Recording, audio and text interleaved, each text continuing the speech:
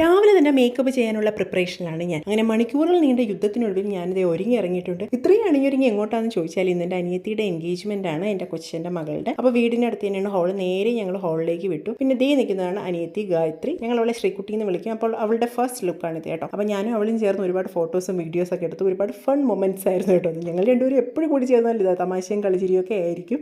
പിന്നെ ഇതാണ് അവളുടെ second look, main engagement look. നല്ല സുന്ദരിയായി ഒരുങ്ങിയിട്ടുണ്ട് കേട്ടോ. മേക്കപ്പ് ഒക്കെ അടിപൊളിയായിരുന്നു. പിന്നെ അത് കഴിഞ്ഞ് ഫോട്ടോ സെക്ഷനൊക്കെ ആയിരുന്നു.